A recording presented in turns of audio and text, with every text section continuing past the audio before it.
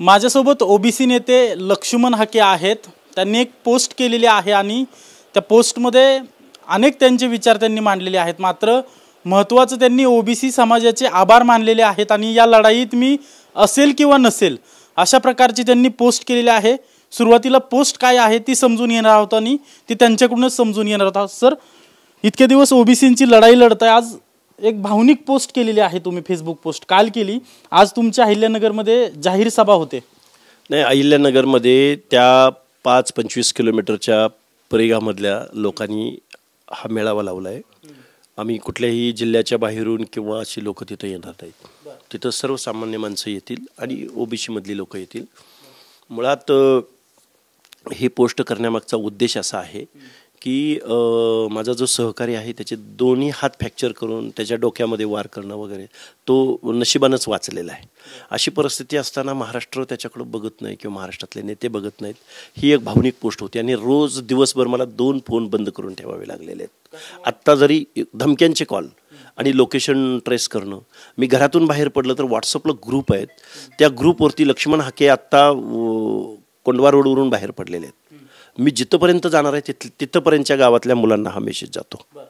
अशी परिस्थिती असताना गुन्हा आमचा काय, तर आम्ही ओबीसीची बाजू लावून धरतोय, ओबीसीचं आरक्षण टिकलं पाहिजे म्हणतोय, JR रद्द झाला पाहिजे म्हणतोय, आम्ही संविधानाची गोष्ट करतोय, हक्काधिकाराची गोष्ट करतोय। शिक्षा काय, तर मारहाण करणं, जीव घेण्याचा प्रयत्न करणं, गाड्या आडव्या मारणं, धमक्या देणं आणि डॅमेज करणं, हे न उलगडलेलं कोड आहे।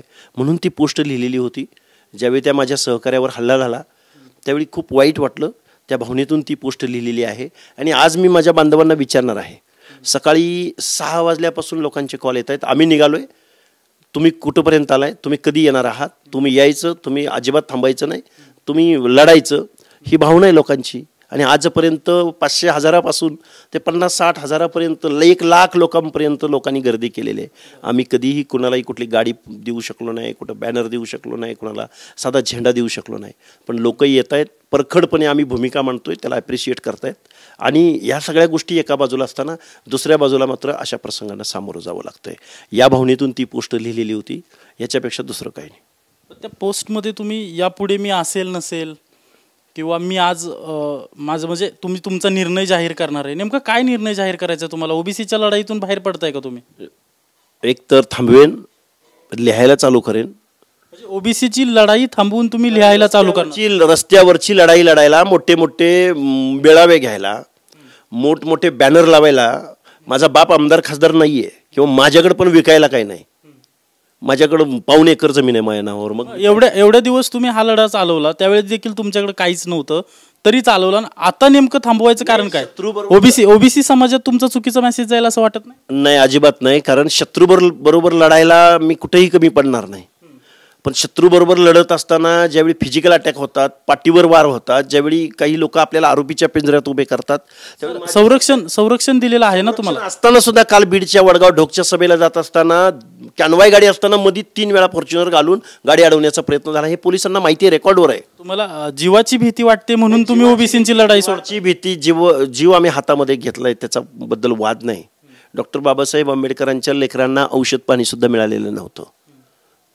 आमचा आदर्श डॉक्टर बाबासाहेब आंबेडकर आहेत। विषय उरतो कुठं की ही परखडपणे भूमिका घेत असताना शत्रूनं डॅमेज करणं आम्ही समजू शकतो, आम्ही त्याला भीत नाही। पण ज्यावेळी आपलीच माणसं आपल्याला आरोपीच्या पिंजऱ्यात उभे करतात त्यावेळी वाईट वाटतं।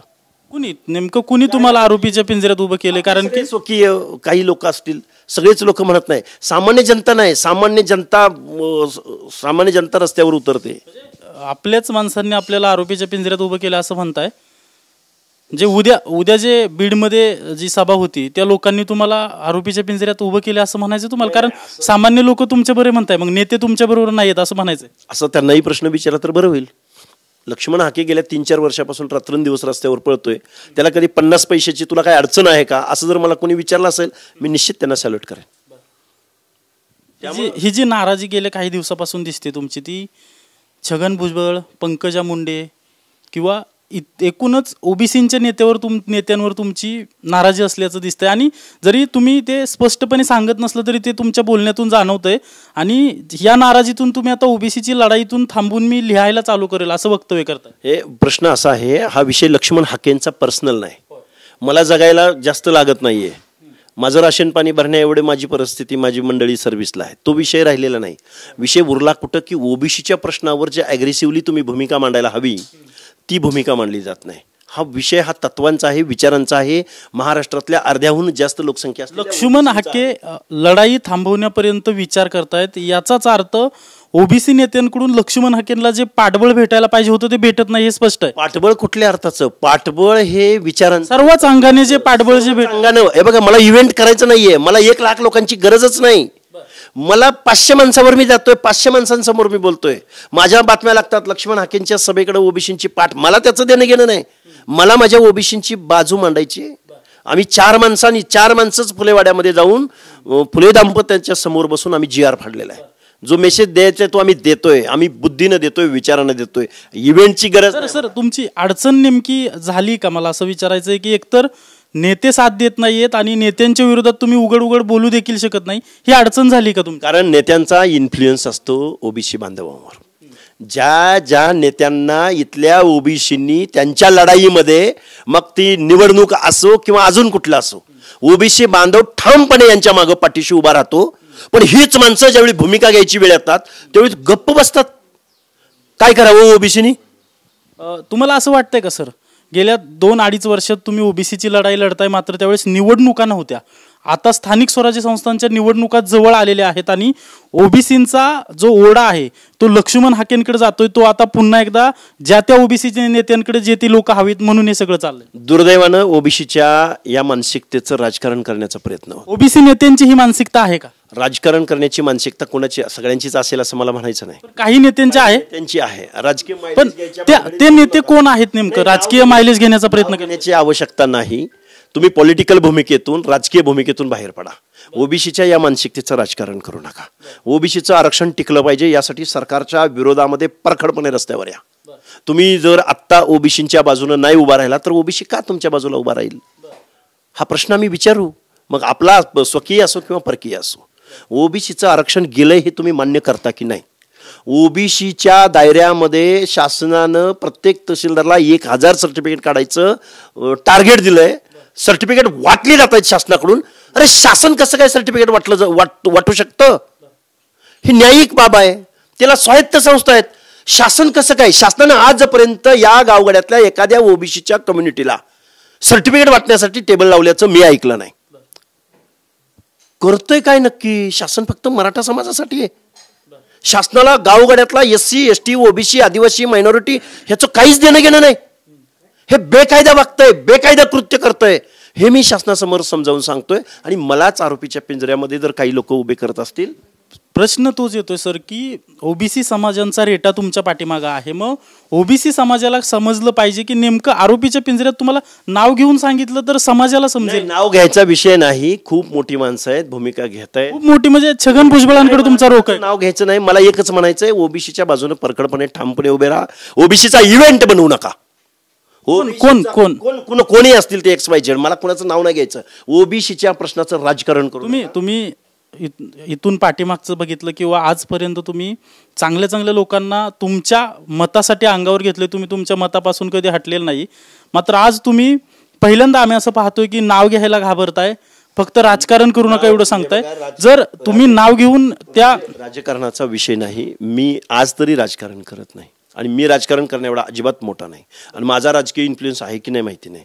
पण मला एक कळतंय की हे असंविधानिक आहे, हे बेकायदा आहे, हे ओबीसीच्या हिताच्या विरोधामध्ये यांनी निर्णय घेतलेला आहे आणि ओबीसीचं आरक्षण आता संपलेलं आहे. आता ओबीसीनी आता गुलामी करायची, बलुत्या आलुत्यानी इथल्या वतनदारांचं, जागीरदारांचं फक्त स्वच्छतेचं काम करायचं, कपडे धुयाचं काम करायचं. आपले शेकडो वर्षाचं. तुम्ही यापूर्वी म्हणाला होता की माझा अभिमन्यू करण्याचा प्रयत्न सुरू आहे, मात्र आता असं दिसून येतं की तुम्हीच मैदान सोडून निघून चाललेला आहे. मी निघून जाणार नाही. मी काय बोललो, मी रस्त्यावरच्या लढाईत नसलो तरी मी लेखन करेन, वाचन करेन, भूमिका मांडण्याचा प्रयत्न करेन. कारण रस्त्यावर फिरत असताना पावलोपावली जर हल्ला होणार असेल, आमच्या जीवाची पण काळजी नाही, पण माझ्या कार्यकर्त्यांचं कर्त्यावर जर हल्ला होणार असेल, कार्यकर्ता वाचला पाहिजे. गरिबाच्या घरची पोरं जीवाच्या उमेदीनं माझ्याबरोबर फिरतायत. मग त्यांचा जर जीव मी वाचवू शकत नसेल तर चळवळ कशी उभी करणार? हा मोठा उद्विग्न सवाल आहे आज मी लोकांना प्रश्न विचारेन, लोकांनी जर सांगितलं तर रस्त्यावरची लढाई लढू, नाहीतर आपल्याला जेवढं जमतंय, आपण जेवढं योगदान देऊ शकतोय ते 100% डिवोशन देऊन हे काम करत राहीन. तुमच्या बोलण्यातून एक जाणवतंय की मला म्हणजे हा प्रश्न विचारावा की नको विचारावा असं वाटतंय, पण आजची लक्ष्मण हाकेंची शेवटची सभा म्हणावी लागेल, रस्त्यावरची आजची शेवटची लढाई असेल लक्ष्मण हाकेंची. म्हणजे आज लक्ष्मण हाके रस्त्यावर उतरून सभा घेणार आहेत, ही शेवटची सभा असेल का? जवळजवळ मला सकाळपासून 22 ते 25 ओबीसींच्या छोट्या मोठ्या संघटनांच्या प्रमुखांचे फोन आलेले आहेत. त्यात गोरबंजारा संघ असेल किंवा मग 12 बलुतेदार महासंघ असेल किंवा यशवंत सेना असेल, हर एक माणसाने फोन केलेला आहे, सर आम्ही तुमच्या बरोबर आहोत. त्यामुळं मी ठरवेन संध्याकाळी लक्ष्मण हाके लढणार आहे. पण ज्यावेळी फिजिकली अटॅक होतात, ज्यावेळी कुटुंबियावरती अटॅक होतात, ज्यावेळी लेकरा बाळांवरती अटॅक होतात, त्यावेळी निश्चित, कारण शेवटी मी पण माणूस आहे, संवेदनशील आहे. ज्या गोष्टी करायच्या आहेत त्यासाठी थोडेफार हर्डल्स आहेत, मान्य आहे मला. पण हर्डल्स पार करत असताना जे अपेक्षित नव्हतं ते घडलं तर थोडंसं वाईट वाटतं. आज संध्याकाळी तुम्ही अंतिम निर्णय काय आहे तो तुमचा जाहीर करणारे लोकांशी बोलून यापुढे रस्त्यावरची लढाई थांबवून तुम्ही कायदेशीर लढाई म्हणता येईल किंवा तुम्ही नेमकं वाचन करील म्हणताय, लेखन करील म्हणताय, म्हणजे याच्यातून समाजाची जागृती करणार असं तुमचं मत आहे? कारण हे बघा, शासनावर आमचा प्रचंड भरोसा होता, तो भरोसा तुटलेला आहे आणि ते आम्हाला बोलायलाही तयार नाहीत. ही एक वास्तव आहे. दुसरं, ज्यांनी बोलणं अपेक्षित होतं तेही बोलायला तयार नाहीत. आता फक्त जनता एकाकी पडते आणि कॉमन मॅनला ज्यावेळी वाटतं की अरे यार काहीतरी गडबड आहे, कॉमन मॅनचा विश्वास मी 2-3 वर्षात जो कमावला आहे तो आत्ता त्या गोष्टीची अडचण वाटते मला.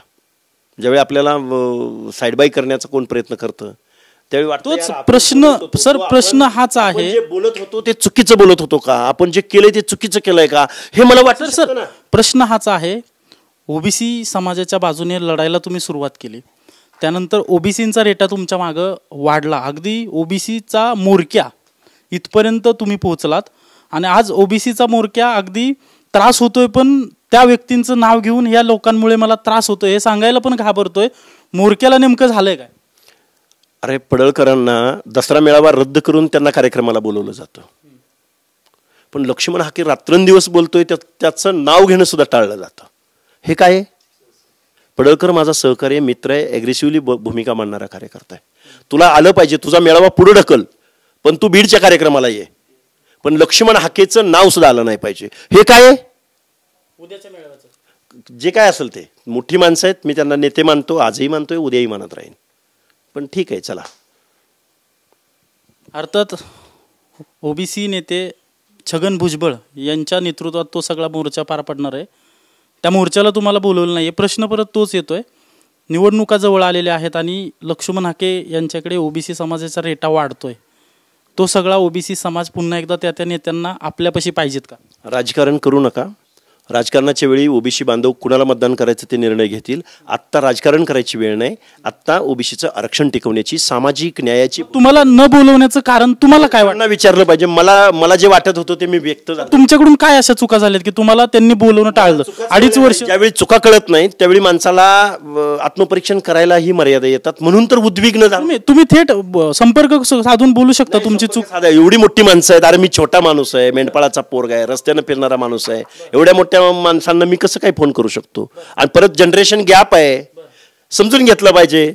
माझं अख्खं वय नाही. लक्ष्मण हाकेंचा वापर करून लक्ष्मण हाकेंचा यूज संपल्यानंतर आता लक्ष्मण हाकेंना बाजूला केलं जातं? अजिबात नाही.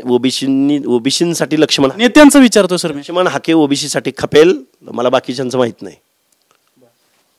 नक्कीच आपण पाहतोय की ओबीसी नेते लक्ष्मण हाके आज अहिल्यानगरमध्ये त्यांची जी जाहीर सभा पार पडते त्या सभेत त्यांची पुढची भूमिका मांडणार आहेत. मात्र ते म्हणतायत की एका बाजूला सगळ्या ओबीसी नेत्यांना बोलवलं जातंय आणि 2.5 वर्षापासून मी माझ्यावरचे वार झेलतोय, माझ्या कुटुंबावरचे, माझ्या जवळच्या लोकांवरचे वार झेलतोय आणि मलाच बोलवलं जात नाहीये, याचं त्यांना दुःख असल्याचं सध्या आपल्याला पाहायला मिळतंय. आता आजची जी सभा पार पडते या सभेत नेमकं त्यांच्याकडून काय निर्णय जाहीर केला जातोय हे पाहणं महत्त्वाचं असणार आहे.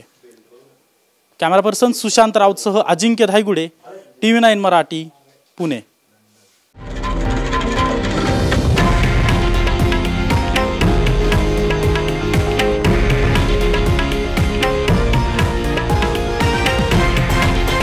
हे आहे देशातील नंबर 1 न्यूज नेटवर्क आणि आपण पाहत आहात TV9 मराठी, एकमेव.